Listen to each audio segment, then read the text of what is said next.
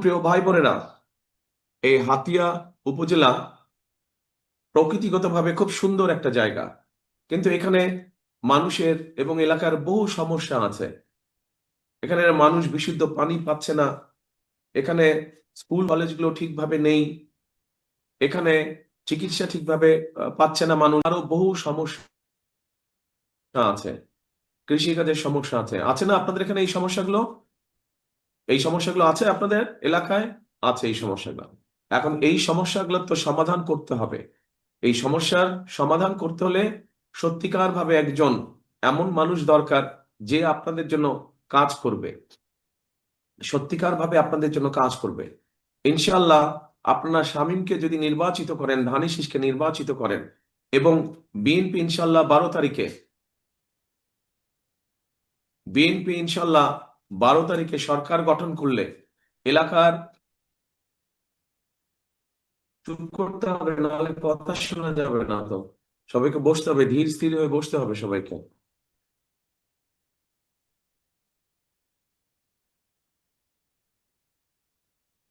বসতে হবে সবাইকে, ধীর স্থির হয়ে বসতে হবে। কিন্তু এলাকার উন্নয়নের পাশাপাশি মানুষেরও বহুবিধ সমস্যা আছে। এখানে মানুষের কর্মসংস্থানের সমস্যা আছে, তরুণদের যুবকদের কর্ম সংস্থানের সমস্যা আছে। খেটে খাওয়া পরিবারগুলো, বিশেষ করে এখানে অনেক মা বোনেরা আছেন যারা বিভিন্ন সমস্যায় আছেন, অর্থনৈতিকভাবে যাদের সচ্ছলতা নেই বা সংকটে বা কষ্টে আছেন। ঠিক একইভাবে এখানে কৃষক ভাই যারা আছেন তাদের বিভিন্ন রকম সমস্যা আছে। এই কৃষক ভাইদের পাশে আমরা দাঁড়াতে চাই। এখানে মা বোনরা উপস্থিত আছেন, আপনারা সহ সারা হাতিয়া উপজেলায় দুস্থ খেটে খাওয়া মানুষ যারা আছে, গৃহিণী বা মা বোন যারা আছে, তাদের পাশে আমরা দাঁড়াতে চাই। এই জন্য আমরা কতগুলো পরিকল্পনা গ্রহণ করেছি। এই পরিকল্পনাগুলো হচ্ছে, যেমন আপনাদের নিশ্চয়ই মনে আছে, দেশনেত্রী খালেদা জিয়া যখন দেশ পরিচালনার দায়িত্বে ছিলেন, সেই সময় উনি মেয়েদের শিক্ষা ব্যবস্থা, ক্লাস 1 থেকে ইন্টারমিডিয়েট পর্যন্ত শিক্ষা ব্যবস্থা উনি ফ্রি করে দিয়েছিলেন, মনে আছে? এখন যদি আমরা কোনো স্কুল কলেজে যাই, এখন যদি আমরা স্কুল কলেজে যাই তাহলে দেখতে পারবো ছেলেদের পাশাপাশি সমান সংখ্যক মেয়েরা লেখাপড়া করছে। কিন্তু লেখাপড়ার পাশাপাশি এবার ইনশাল্লাহ বিএনপি সরকার গঠিত হলে লেখাপড়ার পাশাপাশি শিক্ষিত নারী যারা আছে তাদেরকে আমরা অর্থনৈতিকভাবে স্বাবলম্বী বা সচ্ছল করে গড়ে তুলতে চাই ধীরে ধীরে। এবং এই জন্যই আমরা ফ্যামিলি কার্ড নামে, এই জন্যই আমরা ফ্যামিলি কার্ড নামে একটি কার্ড দিতে চাই। এই যে এরকম একটি কার্ড আমরা ধীরে ধীরে এলাকার সকল মা বোনদের কাছে পৌঁছে দিতে চাই আমরা। এই ফ্যামিলি কার্ড, এই ফর্মে আমরা সরকারের পক্ষ থেকে একটি সহযোগিতা মা বোনদের কাছে আমরা পৌঁছে দিতে চাই। শামীম, এটা তো কৃষক কার্ড, এটা ফ্যামিলি কার্ড না, এটা কৃষক কার্ড। হ্যাঁ, এইটা হচ্ছে, অন্যটা হচ্ছে, হ্যাঁ এইটা হচ্ছে ফ্যামিলি কার্ড। এবং এটা শুধু পাবে মা বোনেরা, এটা পাবে যে সকল মায়েদের সংসার আছে, যে সকল নারীদের সংসার আছে, তারা এই কার্ডটি পাবে। এবং এর মাধ্যমে আমরা প্রতি মাসে মা বোনদের হাতে আমরা কিছু সহযোগিতা পৌঁছে দিতে চাই, যাতে করে তার সংসার চালাতে কিছুটা হলেও সহজ হয়, যাতে করে ধীরে ধীরে সে অর্থনৈতিকভাবে স্বাবলম্বী হয়ে উঠতে পারে। প্রিয় ভাই বোনেরা, এই এলাকায় কৃষক ভাইরা আছে। এই কৃষক ভাইদের জন্য আমরা একটি কৃষি কার্ড দিতে চাই। ওই যে দেখেন কৃষক কার্ড, এই কৃষক কার্ড আমরা দিতে চাই। এই কৃষক কার্ডের কাজটা কি হবে? সারা বাংলাদেশে আমরা বের করেছি কারা কারা ক্ষুদ্র কৃষক আছে, কারা কারা মাঝারি কৃষক আছে, কারা কারা প্রান্তিক কৃষক আছে। এই কৃষক কার্ডটা আমরা কৃষকদের, কৃষক ভাইদের হাতে দিব। কারণ কৃষক ভাইরা যদি ভালো থাকে তাহলে বাংলাদেশ ভালো থাকবে। এখন প্রিয় ভাই বোনেরা, এই কৃষক কার্ডের মাধ্যমে আমরা কৃষক ভাইদের কাছে আমরা, কৃষক ভাইদের কাছে তাদের প্রয়োজনীয় সার, কীটনাশক, বীজ, এইগুলো আমরা পৌঁছে দিব। কেউ যদি বছরে 2টো ফসল করে, 3টে ফসল করে, অন্তত বছরে একটা ফসলের সব রকম সহযোগিতা আমরা তাদেরকে পৌঁছে দিতে চাই।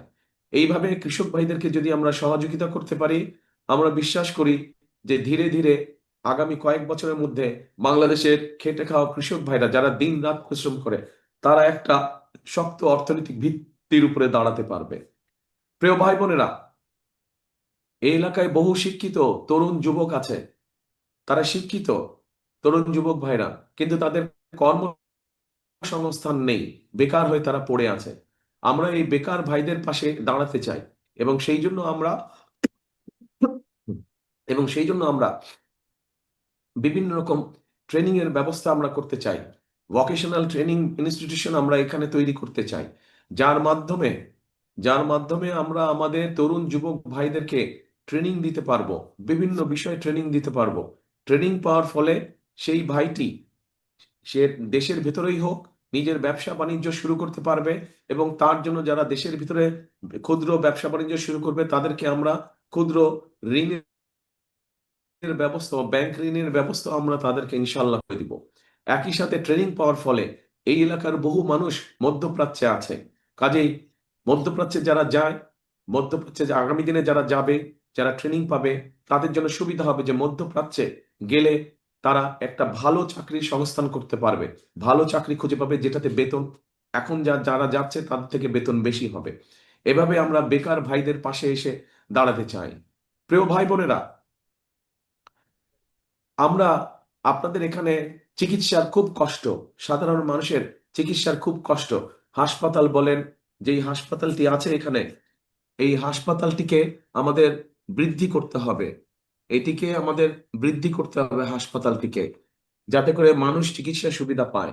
কিন্তু এর পাশাপাশি আমরা এখানে আরেকটি কাজ করতে চাই, সেটি হচ্ছে বিশেষ করে মা বোনেরা এবং শিশুরা, তাদের জন্য অনেক সময় কষ্ট হয়ে যায় হাসপাতালে গিয়ে চিকিৎসা নিতে, কারণ হয়তো মা বোন তার ভাই বা তার ছেলের সাথে যাবে বা স্বামীর সাথে যাবে, কিন্তু ছেলে বা ভাই ব্যস্ত থাকাতে যেতে পারছে না, ফলে কষ্ট পেতে হয় তাদেরকে অসুখ বিসুখের কারণে।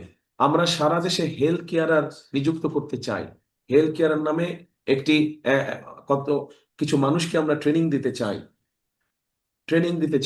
এবং ট্রেনিং দেওয়ার ফলে যেটা হবে, তারা ঘরে ঘরে গিয়ে মা বোনদেরকে, শিশুদেরকে তারা ঘরে চিকিৎসা দিতে পারবে। ছোটখাটো অসুখ বিসুখ তারা ঘরে গিয়ে চিকিৎসা দিতে হবে, যাতে করে মা বোনদেরকে কষ্ট করে আর হাসপাতাল যেতে না হয়। ঘরে বসে আমরা মা বোনদেরকে চিকিৎসা দিতে চাই। প্রিয় ভাই বোনরা, আমরা আর করতে চাই, সেই কাজটি হলো, আমি আপনাদের কাছে মা বোনদের জন্য কি করব, চিকিৎসার জন্য কি করব, শিক্ষার জন্য কি করব, কৃষক ভাইদের জন্য কি করব, এগুলো যেমন সব আপনাদের সামনে তুলে ধরলাম। আরেক শ্রেণীর মানুষ আছে, যারা যারা আমাদের জন্ম থেকে মৃত্যু পর্যন্ত আমাদের সাথে থাকে। আস্তে ভাই, তালি বন্ধ করতে হবে, নাহলে তো আমার কথা শুনতে পারবেন না। আস্তে আস্তে তালি বন্ধ করতে হবে, নাহলে তো কথা শুনতে পারবেন না। তো এখন হচ্ছে আরেক শ্রেণীর মানুষ আছে, যেই মানুষগুলো আমাদের জন্ম থেকে মৃত্যু পর্যন্ত আমাদেরকে বিভিন্ন সময় আমাদের সাথে থাকে, এবং বিভিন্ন সময় বিপদে আপদে তারা আমাদেরকে পরামর্শ দেয়। কারা তারা? তারা হচ্ছে আমাদের বিভিন্ন গ্রামে গঞ্জে, বিভিন্ন মসজিদ, মাদ্রাসা,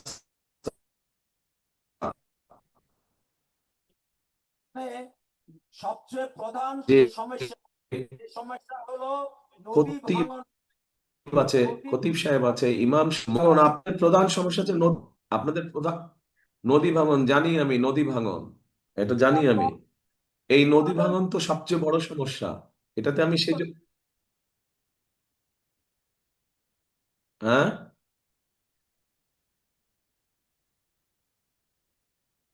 এটা কে কথা বলছে? তাহলে আপনি বলেন না, তারপরে আমি বলি। মাননীয় চেয়ারম্যান মহোদয়, এখানে আমাদের প্রধান সমস্যা হলো নদী ভাঙন সমস্যা। প্রতিনিয়ত নদী ভাঙন সমস্যা ভেঙে আমাদের জনগণ সর্বশান্ত হয়ে যাচ্ছে। হাতিয়ার আমাদের জনগণ।